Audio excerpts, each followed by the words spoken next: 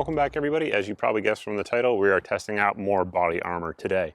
This stuff here is from the folks at Universal Armor. It comes in FDE as well as black, but these are the same pieces of armor, and you may notice me throwing them around like they don't weigh anything, and that is because they really don't. They weigh right at 19 ounces a plate on my scale, and they are rated for level 3 alpha and include stab protection in that, which makes sense as a hard level 3 A plate. Level 3A typically is a soft armor plate, but they do come in hard as well. The big pro is, again, that stab protection that you get with the harder armor. The bad side of it or downside of it versus soft armor, of course, is lack of flexibility. But we do have 10 by 12 here with that shooter's cut, and it has some curvature built into it, or some angles. Now they claim that it is inspired by tank design. So why do tanks have sloped armor?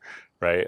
What it does is it increases the distance that the projectile has to travel through the material, and effectively makes it similar to being a thicker piece of steel if it was hit at a straight-on angle. Now, will it matter in this test? I highly doubt it. But is it cool? Is it a good selling point? Sure, I guess for some folks.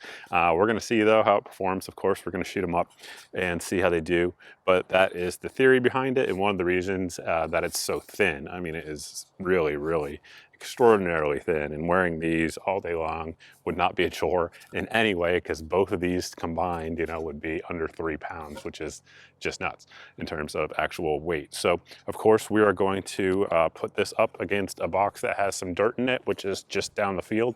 And the reason I have the dirt in there is to simulate what it would be like if it was against your torso, because of course that has resistance, and that is going to impact how the armor performs. So that's the best I can do with my redneck lab out here, is dirt and clay, and that's what we got, so that's what we're going with. And we'll shoot a few different calibers at it. We got quite a few out here today, and for folks who don't know, level 3 alpha is rated for up to 357 mag or 44 special, so we'll test that out today for sure. And I suppose let's get to it. We've got the plate downrange about 10 feet. We're gonna start out with the hardest threat that it's rated to stop. This is 180 grain Swift A-frame 357 Magnum coming out of my Smith & Wesson wheel gun here. It's a 686, a fancy one though. Oops, misaligned it. There we go. We'll see how it does.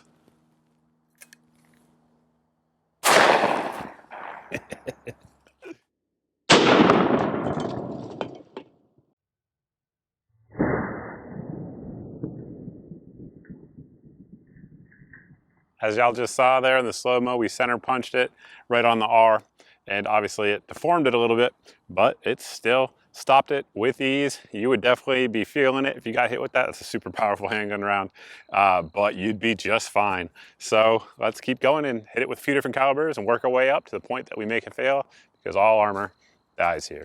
Got some Minuteman 115 grain 9mm coming out of there. We appreciate their support out of my SIG MPX. See how she does.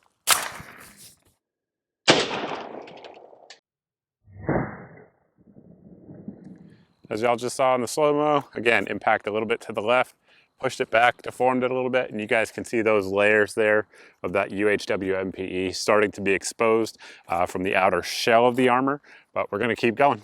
Next up, we have our Glock 22 with some 165 grain 40 Smith & Wesson. That one jumped.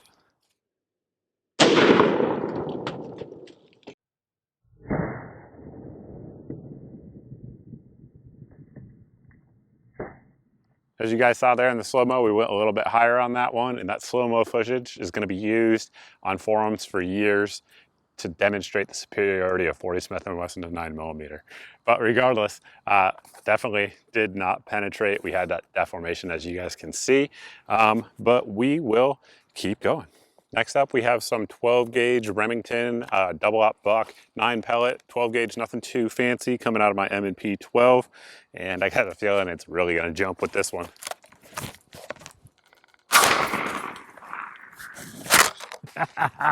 Check it out.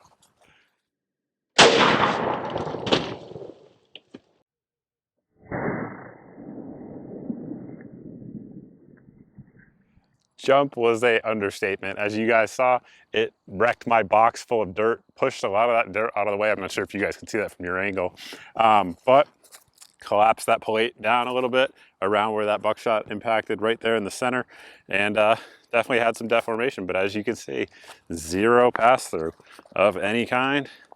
I'm going to kind of push it back a little bit so that way it's sort of a little bit more recognizable, and you guys can see that pattern of buckshot right there.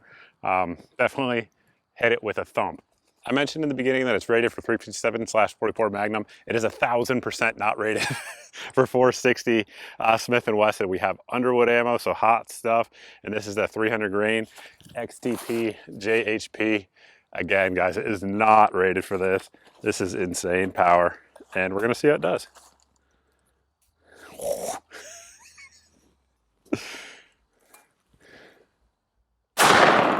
Oh, let's check it out.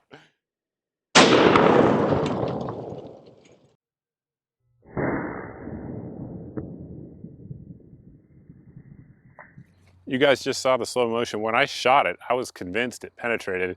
I literally just picked this up. I have not looked at it. I have not examined it to see if it penetrated, but I'm looking at it thinking it might not have, because we have that tear there instead of a hole. So as you can see, obviously we hit low and then it went all down in that direction. So I'm gonna kind of open it up here, dissect it, see, yep, it freaking stopped it.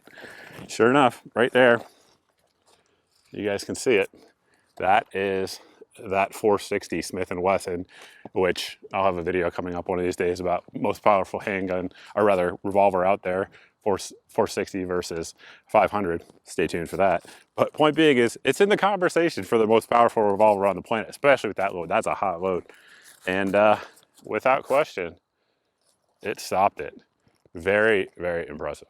As I said earlier, all armor will die. I think we're about to see that happen. We have some subsonic Remington 220 grain open tip, subsonic 300 blackout coming out of 10-inch barrel here on the Daniel Defense, and very similar in terms of energy to some of the pistol rounds out there, but it's a different shape, and sometimes that matters. I think now is about to be one of those times. Let's find out.